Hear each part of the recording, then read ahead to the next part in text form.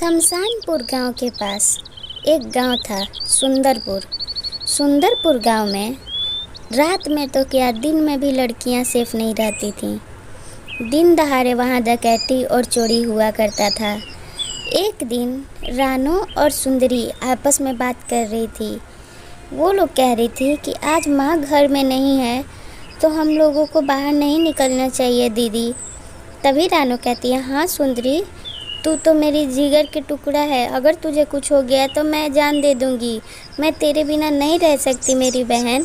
सुंदरी को ऐसे बुरा लगता है अपनी बहन की बात ये सुन के, उसके आंखों में आंसू आ जाते।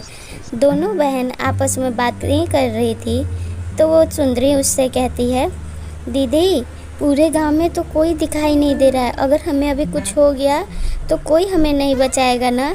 रानो कहती है, ऐसा मत बोल, तू पागल है। तब तक उन्हें किसी की आहट सुनाई देती। वहाँ पर एक राजकुमार जैसा लड़का आता है और वो आके कहता कि इधर से सुंदरपुर गांव का रास्ता कहाँ मिलेगा। वो लोग कहती हैं कि सुंदरपुर गांव तो यही है। घबराए हुए सुंदरी और रानो उससे बात करती। अब वो डर से जल्दी से घर में भी नहीं भागती क्योंकि उन्हें शक था कि ये लड़का अच्छा है या फिर ये भी कोई डाकू या चोर है।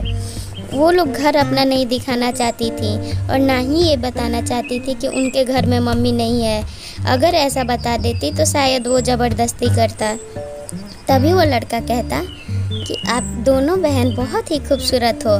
ये बात कह के वो हंसते हुए वहाँ से जाने की बात करता। बोलता, अच्छा ठीक है मैं चलता हूँ। देखते ही देखते सुंदरी गायब हो जाती है। रानो उसे पूरे गांव में ढूंढती और बहुत तेज़ बारिश भी शुरू हो गई थी। रानो बहुत घबराई और परेशान थी। सबका घर का दरवाज़ा खुलवाती और देखती। सारे गांव वाले दरवाज़ा खोल देते पर एक घर में से आवाज़ नहीं आता। उस घर के दरवाजे पे वो चाकू मारने लगती और खोलो खोलो चिल्लाने लगती है। तभी उसको पीछे से आवाज़ आता, अरे रानो दीदी आप क्यों इतना परेशान हैं। रानो देखती कि उसके सामने एक टुनटुनी चिड़िया बैठी है।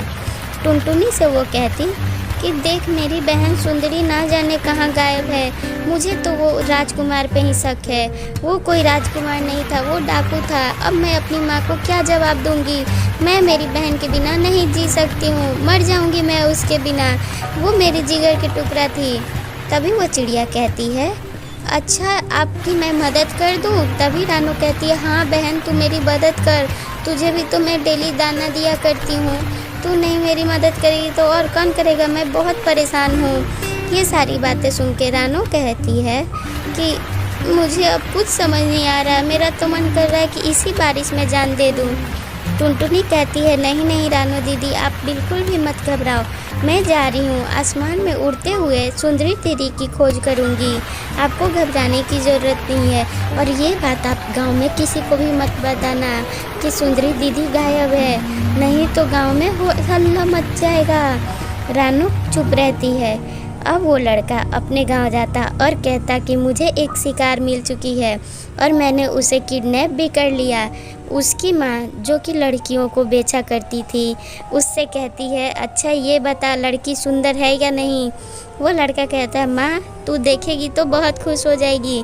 ये लड़की हमारे बहुत काम की है, इसको तो हम लोग बेच के बहुत पैसे ले सकते हैं। उसकी माँ कहती है, अच्छा ठीक है, लड़की को पहले अभी मत लेके आना मेरे सामने।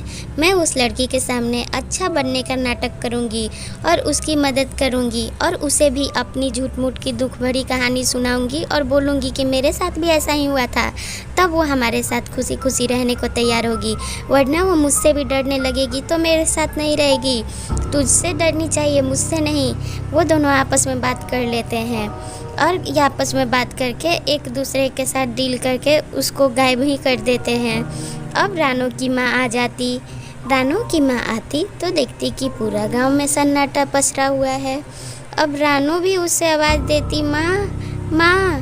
तभी उसकी माँ पलट के देखती और कहती, अरे रानो सुंदरी कहाँ है, तू यहाँ है तो मेरी छोटी बेटी कहाँ है।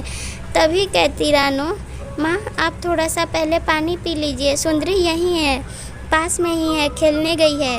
उसकी माँ कहती कि अच्छा ठीक है, उसे अभी इतनी बड़ी हो गई, शादी की उम्र हो गए, उसके खेलना उसका नहीं छूटता है, इसकी शैतानी ना जाने कब सुधरेगी। ये सारी बातें सुन के रानू की आंखों में आंसू आ जाता। रानू की आंखों की आंसू देख के उसकी अम्मा कहती, बेटा तू रो क्यों रही है। वो बात छिपाने की कोशिश करती और कहती, माँ आप नहीं थी तो आपकी याद आ रही थी, इसलिए मैं रो रही हूँ। उसकी माँ कहती कि अच्छा अब तो मैं आ गई हूँ ना, ज़रूरी था बेटा इसलिए मैं गई थी, अब मैं तुम लोगों को छोड़ के कहीं नहीं जाऊँगी। अच्छा चलो अब सुंदरी को बुला के लेके आते हैं हम लोग, नहीं तो ज़्यादा देर हुआ तो तुम्हें पता है ना हमारे गांव के बारे में, यहाँ जो लड़कियाँ गायब होती तो फिर वापस नहीं मिलती हैं। ये सारी बातें सुन के रानू को घबराहट होने लगता। रानू अपनी माँ से कहती, माँ सुंदरी कल रात से गायब है। ये बात सुन के उसकी माँ गुस्से में खड़ी होती और रानू को बहुत सारी डांट पीटती। डांट पड़ने के बाद रानू रोने लगती। उसकी माँ वहाँ से गुस्से में निकल जाती और कहती कि तू किसी काम की नहीं है, बेवकूफ़ कहीं की, तुम्हारे भरोसे मैंने अपनी छोटी बेटी को छोड़ा। इतनी सारी बातें सुनने के बाद उसकी माँ निकल जाती तो रानू को गुस्सा आता। वो अपने छत से कूद के अपना जान दे देती। अब उसकी बहन रात से नहीं मिल रही थी। पूरे गाँव वाले वहाँ आते हैं और देखते कि रानू की लाश पड़ी हुई है। रानू को लेके वो लोग घाट पे जाते और उसकी लाश को जला देते हैं। अब उस गांव में भूतिया चुड़ैल घूमने लगती है। बहुत सारी लड़कियां अपना जान डर से दे दी थी, सबकी आत्मा घूम रही थी। इससे परेशान होकर गांव वाले बाबा जी के आश्रम पर जाते और उन्हें बुला के लाते हैं कि बाबा जी आप ही हमारी मदद कीजिए और इस गांव को चुड़ैल और डाकुओं से शांति दिलाइए। बाबा जी आते और अपनी जादुई डंडे के इस्तेमाल से उस चुड़ैल को सामने लाते और उसको नष्ट करके एक जादुई पेड़ बना देते हैं। उस जादुई पेड़ को वो कहते हैं कि तुम्हें खाना पानी शांति से मिला करेगा और तुम इस गांव की रक्षा करना। वो पेड़ बाबा जी की बात मान लेता और उस गांव की रक्षा करने को तैयार हो जाता। वो कहता है कि अब जो भी चुड़ैल इस गांव में आएगी उससे मैं अपनी ओर खींच लूँगा। बाबा जी और गांव वाले निकल जाते, फिर उस गांव में शांति हो जाती है। ऐसी कहानी देखने के लिए चैनल सब्सक्राइब कर लें और वीडियो को एक लाइक ज़रूर कर दें।